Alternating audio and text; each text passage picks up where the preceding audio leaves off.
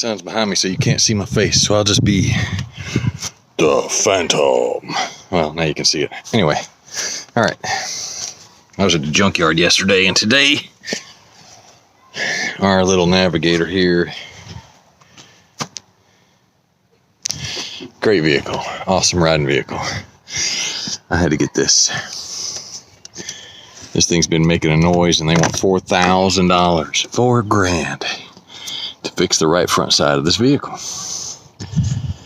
I forgot what all he said was wrong with it. I know the hub was one of them. So shoot me. It happens, right? Hub is easy. 4 bolts in the back of the hub, and then 1 bolt holding 2 bolts, basically holding this thing in, which is the brake ABS system crap. And then 2 other bolts to hold the brake caliper assembly on. Because you don't have to take the whole thing off. Just pop the hood, open a cap, disconnect the caliper assembly, squeeze it out so some of the fluid comes back through it, so you can actually loosen it and then be done with it and take it off. Can I flip this around? I can't. I got another project I'm going to do before or after I do the Silver Dollar, which is, as y'all know, the OBS Chevy 91. I got rid of the Dodge. It is no longer here. I'd show you the yard, but the yard looks like crap, guys. Sometimes I feel like I live in a crazy place. So let me pause and flip around. I got to find a different camera thing. All right, so I don't have my gauge on me. It's in my truck. But if you look closely, you might be able to tell the right side is wearing down way quicker. Let's see if I got these tires don't have any daggum wear things on them. All right, anyway, we're wearing on the outside, and it's because of this here hub.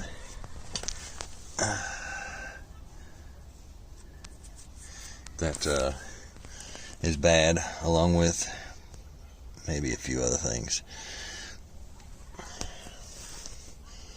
So part of this is the 2 bolts in the back here, not there, but they're all the same size. And I don't know, can we see it that way? Where's my finger at?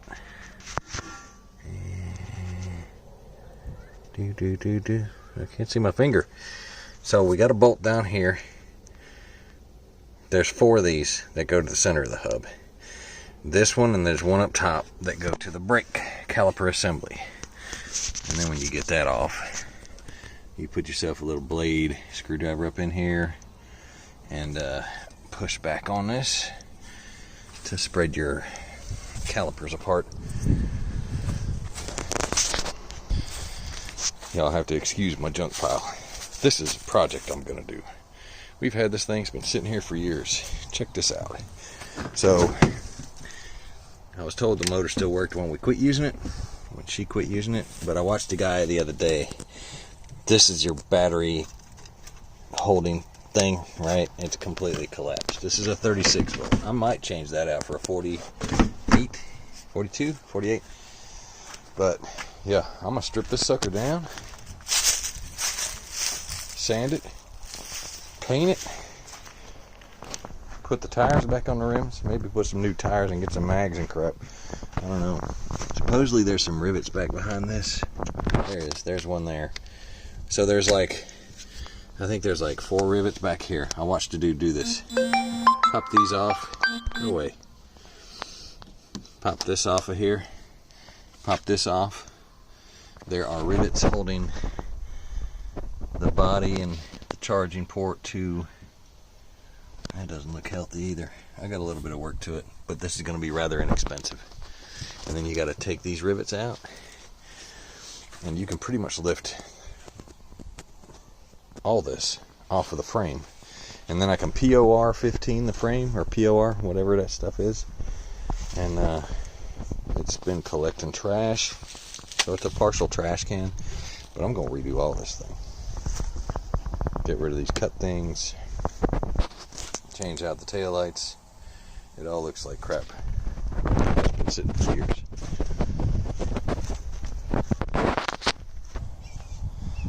Alright.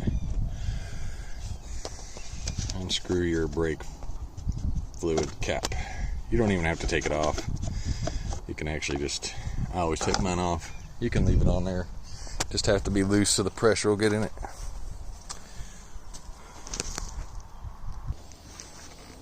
Alright, so if your brakes are like, if it's that loose, you heard that? Then you should be fine. Let's get these bolts off. 3/4 for me. I watched a video on these.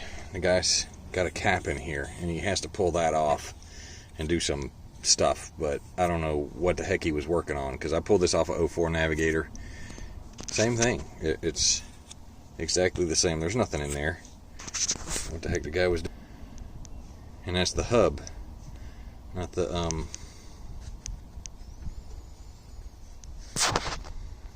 center thingamajiggy. Alright, let's see here. Alright, it ain't 3/4. But like I tell everybody, right tool for the job. I hope I got this thing right side up and haven't flipped it over. If I have, I'm sorry. It's an 18 millimeter. Now 3/4. 3/4 will get you off, but the bolt head will bow in a little bit. So you want as little, if you're using the same bolts, you want as little mark as possible on there. So get yourself a breaker bar. If you ain't got a breaker bar, a regular ratchet will do. What you do is you take your ratchet and you take a box end that will fit over the back of the ratchet, and then you use this as a fulcrum point and bust it loose. And I don't have it in the right spot for the fulcrum, so it's just as hard with that box end as it would have been with the regular ratchet. But like I said, see if I can show this now. These two bolts. This bolt here is the brake caliper. The two far ones, and that one down there. These other 4 are for the thingamabob.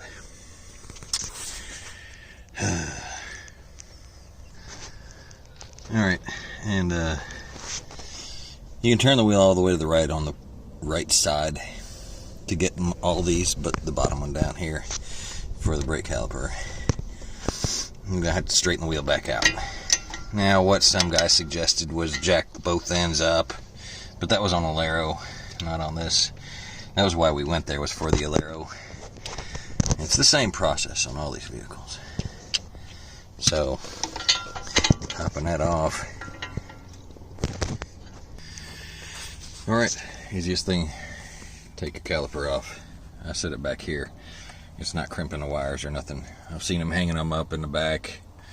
I got a spot to rest it because all I'm doing is taking that off.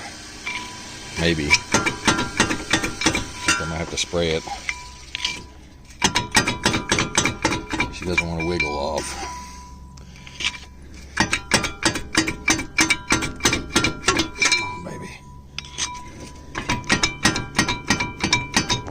Pause again, because this was supposed to go quick. And after a couple of whacks with the sledgehammer,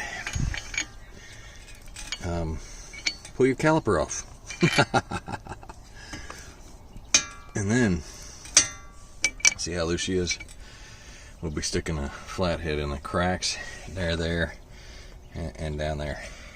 And I'll make sure all the bolts are out. And then you take this off. Where you at? Mine was 10 millimeter. Can't read it. Focus. 10 millimeter.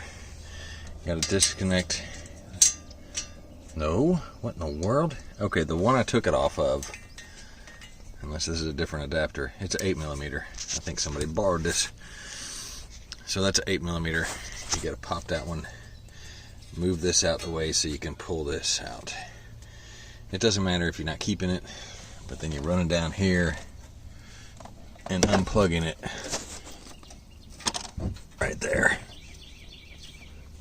That is where the plug is. No, I'm sorry. We're going further up to up here and unplugging it there. Alright. Or the other option is, of course, go standard with 5/16 and pop these suckers off of here. Alrighty. Pop. Alright, are we on? Yes. Okay, so you got these clip right in every one of these. There's a bunch of them. Clip, clip, clip. One hooks into here, and then wraps around onto this brake line here, but up here. And then you got the electrical connection like I showed a minute ago that is up in there. You can actually reach it from the top, and you take your screwdriver. This is the top of the connection, and just push down on this. Is that focused? Push down on this with the screwdriver and then pull out while you're doing it. And most of the time you're not going to keep this, so I loosen that, pull that out. You're going to have to, it doesn't matter if you cut this if you're not keeping it, but you're going to have to take this bolt out to feed this without having to try to fight all this junk. So needless to say, we're ready to come out. And yeah, I'm doing this in grass. I do all my automotive work in grass until I can get me a shop, which is probably never going to happen unless somebody wants to provide me with a shop, and I'll throw some mechanics in there and I'll do my odd jobs on the side. Anyway, alright. Oh, I got another bolt. I missed a bolt. Oh, good grief. So once I got them broke loose with that 18mm, I put the socket on my ratchet. Where'd my ratchet go? It's a 5/16 on it right now. Now what comes in handy, sorry, don't mean to be shaky there. Get over it. Oh, you're terrible at videotaping stuff. I know. Why are you talking to yourself? Because I'm just weird like that, man. I always talk to myself. And then I'll be talking like this, and it'll be like, hey man, shut up. No, you shut up. Alright. I tell you what comes in handy, and see, I got my brake thing dangling again. This is a real handy sucker to have. It'll get in places sometimes, and I don't need it here like this, but it'll come in handy. So we're going to finish ripping this off of here. We're going to put the other one on. Listen. This is why. Listen to this garbage. I'd have my air ratchet, but my wife is busy using the... Can you hear that? Let me try this.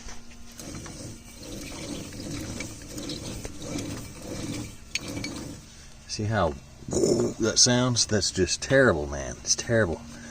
And I wish I could see the guts of this thing, but it's compressed together. So I'm just praying that the one I grabbed doesn't sound like this, because it sounded kind of sketchy to me.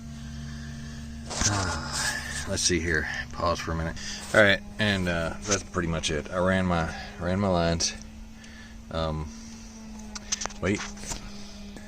Okay, now that's pretty much it. Put this back in. It's not the best sounding one, but I haven't tightened everything down yet. This old one, this looks like crap too. This old one was when I was spinning it, you could feel it. If you moved it really slow, you could feel it, like there's a flat ball bearing or two inside of it. This one sounded a little off. Sounds kind of dry. Hopefully it'll work. If not, I got to take this one off to get it back to the junkyard because it's got their marker on it. I'll just take a picture and get a pink paint marker and do that. Anyway, got to tighten my bolts down. Remember, tighten spec to torque, foot-pounds, whatever they are. I haven't looked it up yet. I'm about to look it up as soon as I get done with this video. Get yourself a little torque wrench. To set it, you move it to wherever it needs to be. And that's at right now. It's at that's 139, right? I loosened it. Hold on a minute there, guys. Let me sit you down for a second. Don't mind me.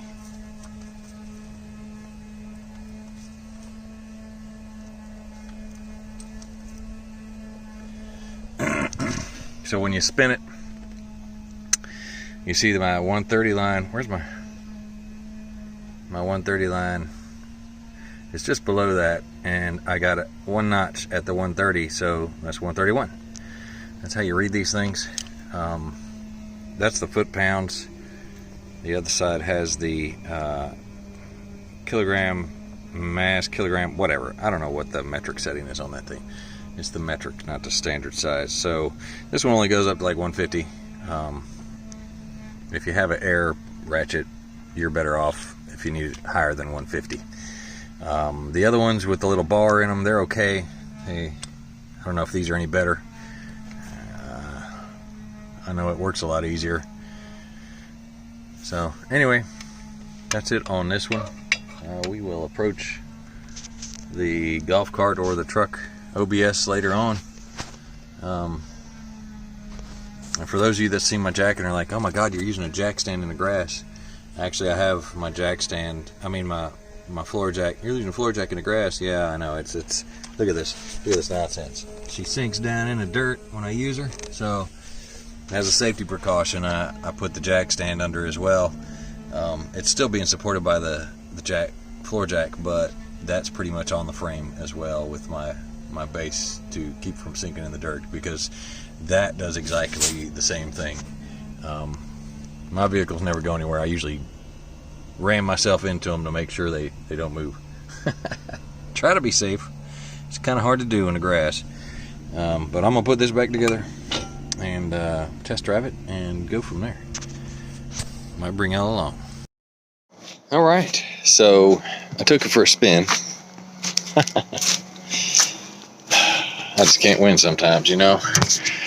Now the ultimate question. Well, first, that side feels fine. As far as noise goes, I don't know, because I came back, something told me to grab that other one, the other hub, when I was there, because it was on a navigator. They were a little bit rusty, but I mean, that thing had probably been sitting for a little while. But the motor was stripped out of it, and it was real easy. All I had to do was rip the 6 bolts off. So now I face a dilemma. The noise is still there, and it doesn't feel like the pull is there. There was a tiny pull to the right or something like that. I don't know. There was a tiny pull on it. It doesn't feel like it's going in that direction anymore. It feels like it's going in the opposite direction now. So I get back, jack it up on the left side, and wiggle the tire. And one thing they'll do when they're checking your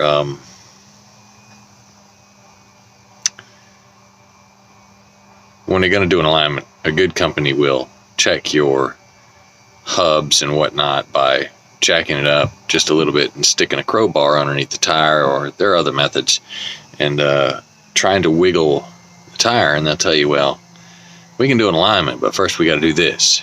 The one I go to, they do laser, and it's like within 1/1,000,000th of an inch as to being off on alignment when I get it done. Last time I went there, though, I had a hub on an Alero. This is a different one I had, and I replaced the hub, and it flew straight. Tires rode even and everything, so I never went back. I was like, whatever, and now I know who to go to. And that's why I went there this time when I got new tires on this Gator. Well, something kept telling me, grab the other one, grab the other one. I was like, no, we spent like 5 hours there yesterday trying to get the hub for the Alero off, and I knew the Navigator was going to be easy. So that one was ripped off within 20-30 minutes. So now I'm sitting here debating on, do I go back to work or do I take another day off? Rates already suck. They're in the tank, so I mean, they're not super duper in the tank, but they're in the tank enough that it's a day off isn't going to kill me. I made some money off the truck I sold, which brought the Silver Bullet down from $2,100 total investment to $900 total investment. You do the math. Means I paid $500 for this OBS 91 Chevy and only put $400 in it before I realized I need to rip the top end apart and fix it. So now I could go there super early in the morning, rip that off, be done with it, finish my day off, and just start on Wednesday Maybe start tearing that golf cart apart, or maybe start tearing about the rest of this engine apart, because I only got to get 4 bolts off the head. Off the manifold. Yeah, 4 bolts off the head, but I got to take the manifold off to get to them. And then I'll have to fight. If I find that I want to keep doing what I'm doing with it, that's why I don't want to mess with this truck, because it's going to take me 3 to 4 days to do everything I want to do to it. If it's just the valve cover gaskets, it's going to take me probably 3 hours just to rip the fan, the shroud, the fan pulley, maybe if I have to get that off to get to the power steering pump. I got to rip the power steering pulley off to get to, and possibly take the power steering pump off. I don't remember. I'll have to look that up again to get to the bolts that are holding the brackets that hold all that junk on there. That's the why I did the passenger side first, and that the other reason is because there was more damage over there, apparently, when it was spitting water out the passenger side on the back hole. Now the golf cart, it'll probably take me just as long, but I think it'll be a lot more satisfactory because, I don't know, I got to cut the wood for the seat, I got to get a new seat cushion, I got to build a new battery tray,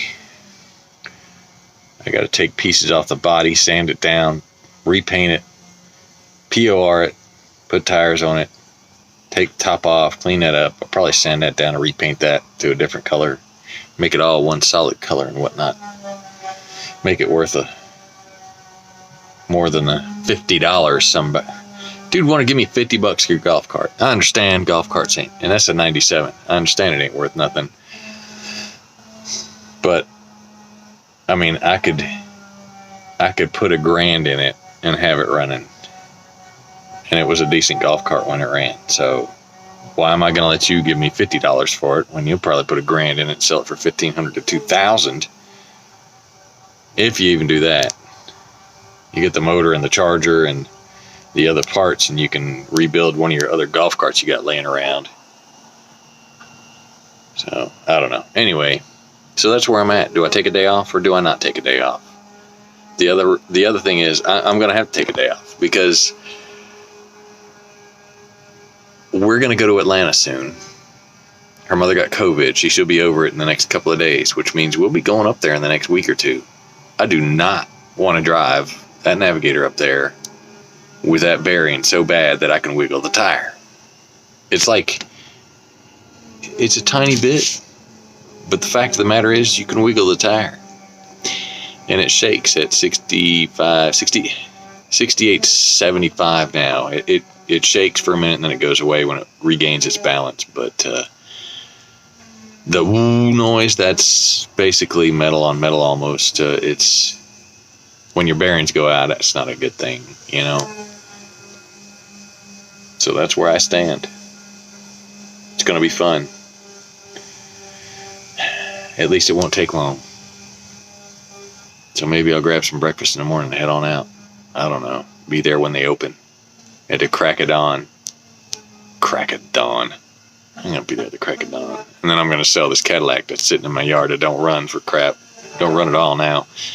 And, we'll give you, whatever on the dollar, but we got to charge you a pickup fee. A pickup fee. Dude, I'm like 5 minutes from your junkyard. So you can take your pickup fee and shove it. I wish I could just pull it over there, but it's got a flat tire. I'm just not going through all that. $150, man. Get that sucker out this yard. Screw it. Because they'll give me 3 and they'll charge me $100 to $150 for moving it. I took the radiator out, it's brand new. Took the battery out, it's brand new. It's got 2 brand new tires on the back. Whatever. Good times, right? So, thank the Lord for... I'm not sure what lesson you're trying to teach me right now, but I do thank you for it. I don't mind. I enjoy working on cars, so... Maybe there's another bad storm coming. He wants me to avoid it. I don't know. Anyway, y'all have a blessed day.